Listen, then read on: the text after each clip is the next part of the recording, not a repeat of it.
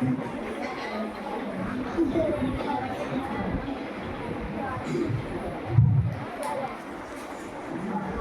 1599 में ब्रिटिशर्स ने 125 stake holders के साथ मिलकर ईस्ट इंडिया कंपनी को बनाया, जिसका ऑथराइजेशन खुद क्वीन एलिजाबेथ I ने किया था, जिसकी वजह से उन्हें बहुत सारे राइट्स मिले, जैसे कि वो जिस देश में जाएं वहां की जमीन पर कब्जा कर सकते हैं, खुद के पैसे बना सकते हैं और तो और खुद की आर्मी भी रख सकते हैं।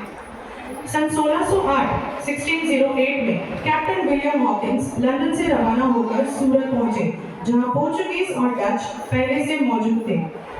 विलियम्स ने जहांगीर, जो मुगल राजा थे, उनसे भारत में कारोबार करने के लिए इजाजत की मांग की, जिन्हें जहांगीर ने नकार दिया। ब्रिटिशर्स ने इस बार दोबारा कोशिश की, अपने दूसरे सरकारी अफसर को भेजकर, जहां इस बार जहांगीर मान गए। ब्रिटिशर्स ने अपना कारोबार दक्षिण भारत जैसे मद्रास, पटना, बंबई और आगे चलकर बंगाल तक फैलाया।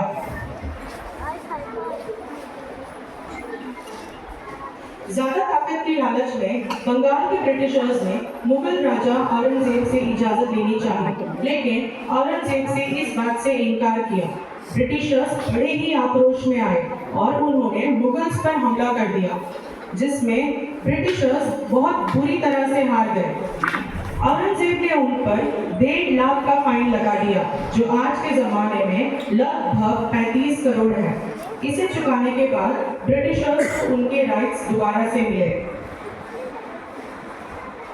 मुगल्स को सबसे बड़ा खतरा मराठास से था, जो तेजी से पूरे भारत पर अपना कब्जा बनाए हुए थे। औरंगजेब की मृत्यु और उसी के साथ मराठास लगभग पूरे देश में अपना झंडा फहरा चुके थे। उसी दौरान ब्रिटिशर्स ने बड़ी चालाकी से नवाब सिराजुद्दौला को उसी के कमांडर मीर जाफर के हाथों से मारने का षड्यंत्र रचा, जिसे आज हम फेमस बैटल ऑफ प्लासी के नाम से जानते हैं। इस जीत के बाद ब्रिटिशर्स ने अपना कारोबार पूरे भारत में फैलाना शुरू कर दिया।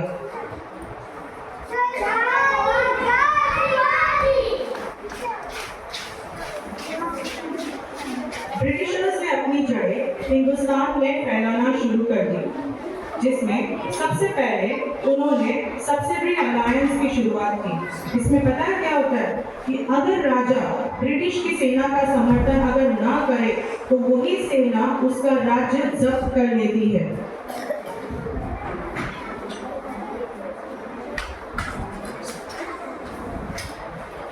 ब्रिटिशर्स को दक्षिण भारत में टीपू सुल्तान से बड़ा खतरा होने लगा था, क्योंकि टीपू सुल्तान जो थे ना, वो फ्रेंच की आर्मी से हाथ मिलाकर ब्रिटिशर्स को हराना चाहते थे। तो ब्रिटिशर्स ने यहाँ पे भी एक बड़ा दांव खेला। टीपू सुल्तान को मराठास के साथ मिलकर हराया गया। इस युद्ध को हम बैटल ऑफ सेरिंगापट्टनम कहते हैं।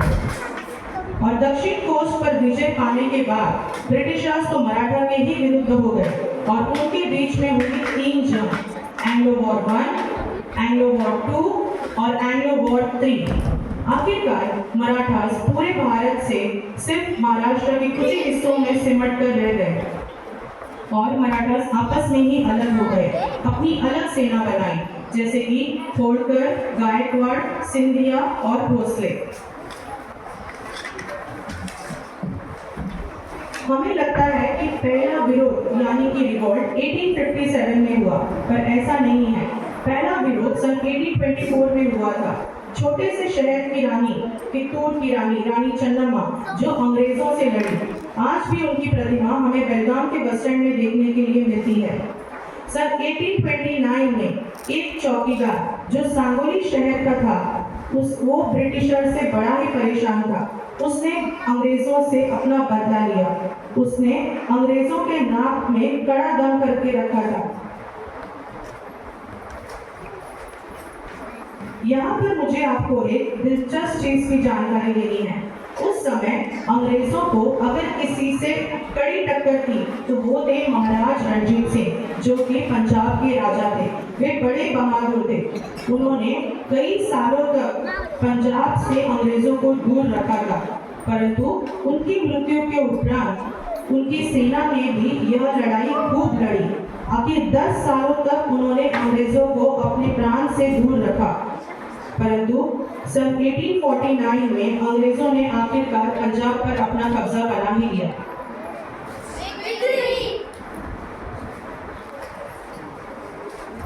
सन 1848 में लगाया गया डॉक्ट्रिन ऑफ लैप्स, जिसका मतलब ये है कि राजा का वारिस अगर लड़का न हो तो उसका राज्य अंग्रेजों के पास चला जाएगा।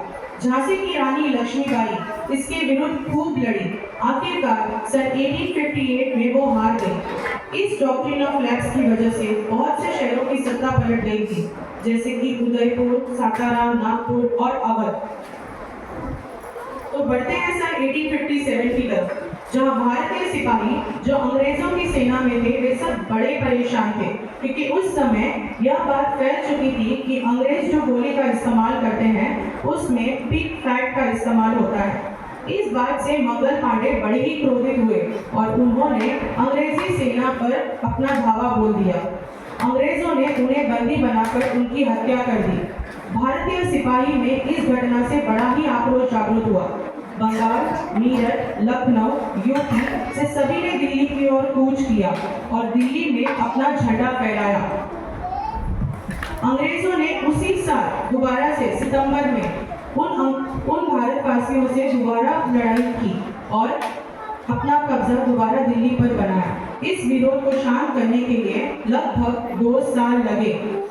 अंग्रेजों ने इसी के साथ subsidiary alliance, doctrine of lapse सभी को रद्द कर दिया। साथ ही साथ किसान और जमींदारों की लौटाई गई और एक बड़ा बदलाव हुआ। ब्रिटिश ईस्ट इंडिया कंपनी को बंद कराया गया। अब भारत पर सीधा कब्जा अंग्रेजों का था। सन 1859 में किसानों ने इंडिगो कैश क्रॉप के खिलाफ अपना विरोध प्रदर्शन किया। किसान अनाज उगाने वाले जमीन पर इंडिगो जैसे पौधे नहीं उगाना चाहता था, जिसका फायदा सीधा सीधा अंग्रेजों को ही जाता हो। ये जंग आखिरकार हमारे किसानों ने ही जीती थी। जय जवान जय किसान, जय जवान जय किसान, जय जवान जय किसान। सन 1859 में बहुत से भारतीय उच्च शिक्षा हासिल करने के लिए लंदन जाने लगे और वहां जाकर उन्होंने इक्वलिटी, डिस्क्रिमिनेशन इन जैसे शब्दों पर ज्ञान हासिल किया। भारत लौटकर उन्होंने एक अलग लड़ाई लड़ी।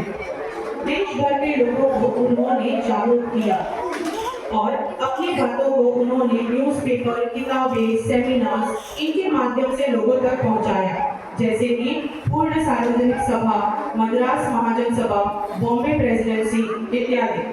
सन 1884 में AOU जो ब्रिटिश लीडर थे उन्होंने भारतवासियों को एक पार्टी बनाने की सुझाव दी, जो आगे जाकर सन 1885 में इंडियन नेशनल कांग्रेस के रूप में उभर कर आई। यहाँ पर ब्रिटिशर्स ने उन्हें कहा कि भारतवासी अपना मुद्दा हमारे सामने रख सकते हैं। इसमें कुल 17 लोग थे, जिनके नाम हैं बाल गंगाधर तिलक, जिन्हा, जवाहरलाल नेहरू, लाला लाजपत राय, गोपाल कृष्ण गोखले, दादाभाई नौरोजी, महात्मा गांधी, एनी बेसेंट, मोतीलाल नेहरू, सरदार वल्लभ भाई पटेल इत्यादि। सन 1905 में बंगाल का पार्टीशन हुआ, जिसने एक नए विरोध को जन्म दिया। लोगों ने एकजुट होकर अंग्रेजी सामान का बहिष्कार किया और सिर्फ भारतीय चीजें इस्तेमाल करने का निर्णय लिया। इसे ही हम स्वदेशी मूवमेंट भी कहते हैं और वंदे मातरम नारे की शुरुआत यहीं से हुई थी। वंदे मातरम, वंदे मातरम, वंदे मातरम।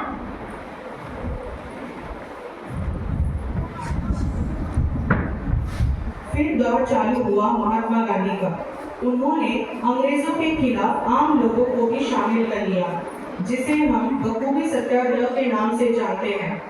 इस सत्याग्रह ने कई अंग्रेजों को घुटने टेकने पर मजबूर कर दिया।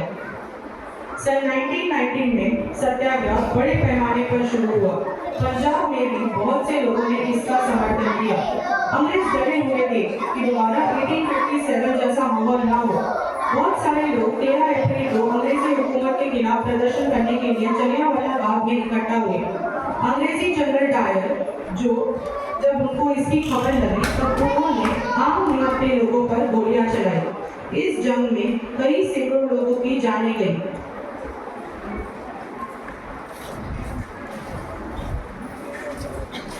इस घटना के बाद देश भर में नॉन कोऑपरेटिव मूवमेंट की शुरुआत हुई, जिसकी शुरुआत हमारे गांधी जी ने की थी।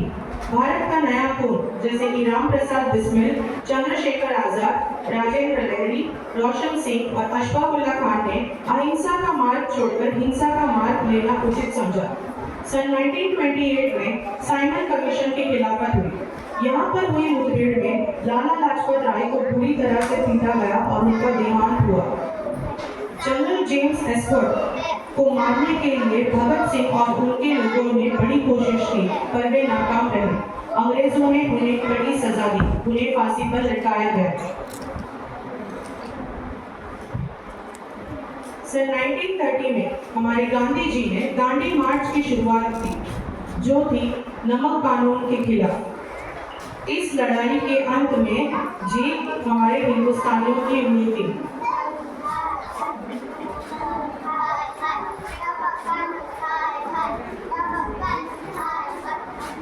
सन 1938 में दूसरा विश्व युद्ध हुआ। जब अंग्रेजों को भारतीय सेना की जरूरत थी, तब उन्होंने भारतवासियों से यह वादा किया कि इसके बदले वह भारतीयों की सभी मांगें पूरी करेंगे। इसी साल सुभाष चंद्र बोस ने जर्मनी फोर्स में जाकर जर्मनी के लोगों से मदद मांगी और उसी सेना को वो जापान की ओर ले गए और जापान से उन्होंने हिंदुस्तान की ओर कूच किया। सन 1940 में महात्मा गांधी ने क्विट इंडिया मूवमेंट की शुरुआत की और उस सदी का यह मशहूर नारा था, डू और डाई, करो या मरो, यहीं से जागरूक हुआ।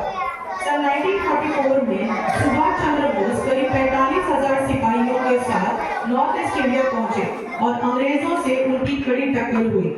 सुभाष चंद्र बोस और महात्मा गांधी ने एक ऐतिहासिक जीत हासिल की और अंग्रेजों को भारत में बुरी तरह से हराया गया। आखिरकार इतने सालों की मेहनत और खून पसीना गंवाने के बाद अंग्रेजों से हमें आजादी मिली।